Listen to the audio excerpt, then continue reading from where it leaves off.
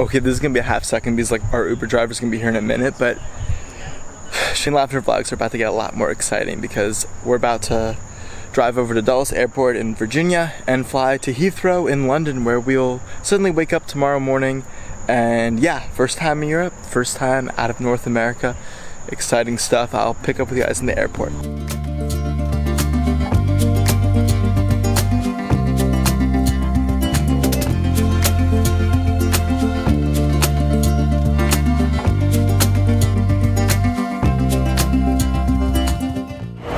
So Dulles Airport, you actually take a tram after security into like the gates, which is bizarre.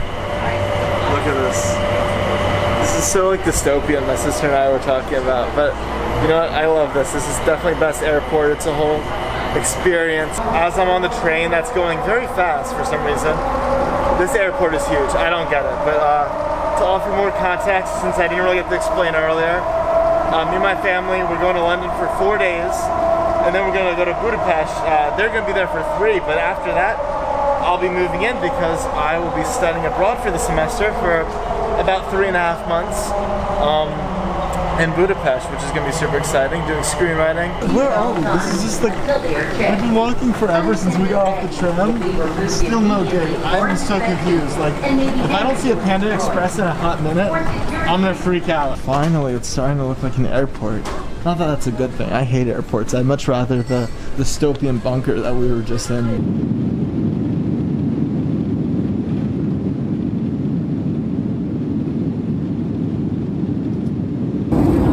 I have not been able to fall asleep, but they do serve a free dinner, so I'm going for that. This is like a big moment for me. My first international flight, first like meal on a plane. Kind of looks good. Look at that. There's London. There's the Thames going through it. It's a cloudy day per usual, but at least it's not raining. Oh, and there's the London Eye. Look at that. Westminster Abbey is right there, and Big Ben. It's so cool to see it all from up above. This is some view. Also, I was not aware how many skyscrapers they have. It's so funny how tiny the Tower Bridge is and the Tower of London compared to these massive skyscrapers. There's Buckingham Palace in the bottom right corner. And there's like Hyde Park nearby it over there.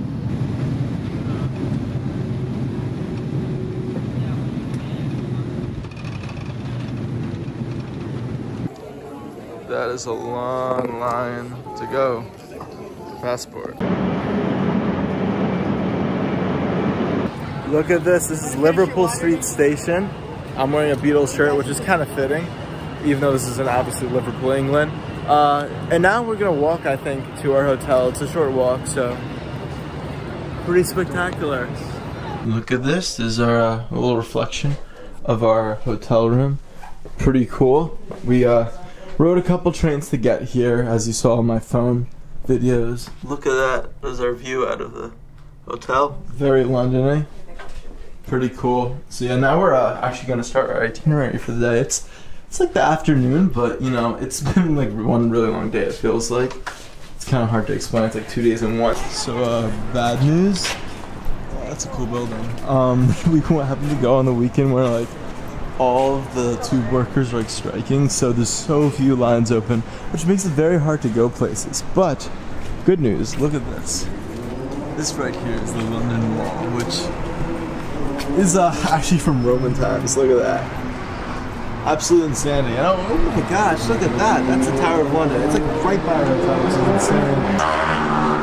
It is like 2,000 years old, which is just insane. You don't see this in America. I mean, it looks like just any other wall, but like, this is actually from Roman times. Like, I am touching the same rock that a Roman was touching. So, by transitive property, I am a Roman. Just came out of the station and like literally met with this crazy view. Skyscrapers with this like old random historic building. I don't know, but it looks cool and very London-y. This all looks just, you don't see this in the US. And then, boom, you do see this in the US, of course. So after being misled to to a tube station that doesn't work. It's not open because of the strike. And then going in the opposite direction and then back in the right direction on the light rail above ground. We finally took a taxi and got to Covent Garden. And it is sick. Also, I love how the signs just like give way instead of yield. You know, this is little differences. Very interesting. How's the gelato? It's so good. It's good? Yeah, dark chocolate. You don't see that in dark chocolate? I guess you don't. Yeah, no, I'm saving myself for some of the cookies over there in Covent Garden, as well as some of the food places. They got a lot going on. It's very touristy vibes. Like some of the stores like definitely have like a over commercial aspect to them, but otherwise this is sick. And also you can see over here in all the scaffolding is the Royal Opera House. Yeah.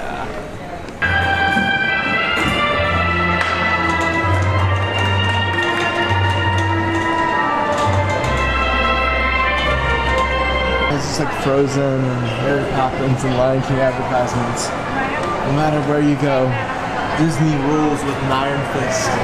I don't feel like using my camera right now, but I'm in a Seven Dials Market, right by the Seven Dials, like 7-way intersection. Very cool. Definitely reminds me of some of the public markets you'll see in the States. Not super like London-y, but you know, it seems like a lot of locals go here. It's great, and the food, fantastic for sure. Look at that.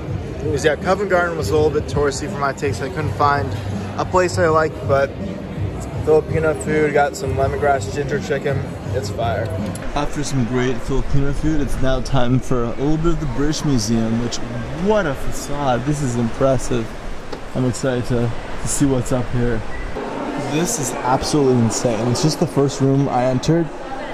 First off, the architecture is beautiful, like the rest of the museum. It's on the Age of Enlightenment, all the different objects, you know, the British Empire collected during that time when this museum first started. And I know there's a lot of glare right now, but that's literally a sarcophagus from ancient Egypt. You know, they have all these ancient Roman statues and bits of statues. There's the discus guy right there. Look at this one. Crazy. Apollo, Roman 2nd century AD. Like, crazy. And they got old Greek vases over there.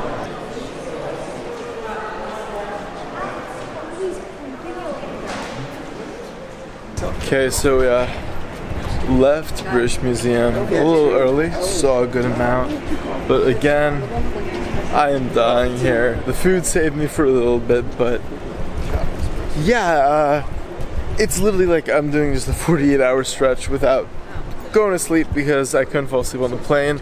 So it's like yesterday was today. It's one long big amalgamation of August 18th and August 19th. And so yeah, it's pretty tiring. Probably gonna end early tonight, but you know, before dinner, we're walking around Denmark Street. We just got to, which is where a lot of the old you know, music stuff is, in the classic rock and roll of London. So look at that right away. I think it's closed now, but you got 60-second sounds. You can see the little guitars, and this is like where a lot of the big people, like, you know, the Rolling Stones, Elton John, etc., were hanging out, which is kind of sick. Look at that. So cool. This is just the coolest place. Like, they have all these great newspaper clippings on the walls. Exciting stuff to be like right in the heart of like British music history, British invasion.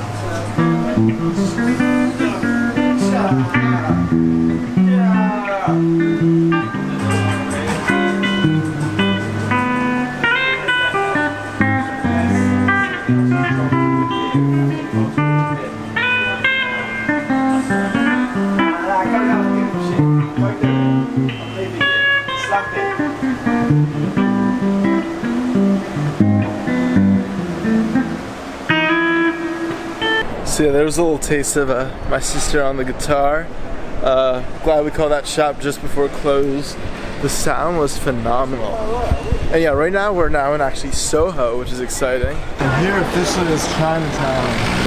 So this is Piccadilly Circus, London's Times Square, mixed in like all these modern screens and stores with old-fashioned buildings. It's definitely its own thing. Obviously, Times Square is superior. And there's a super abrupt way to end the first vlog in this whole European trip. Stay tuned for the next one coming soon. Bye.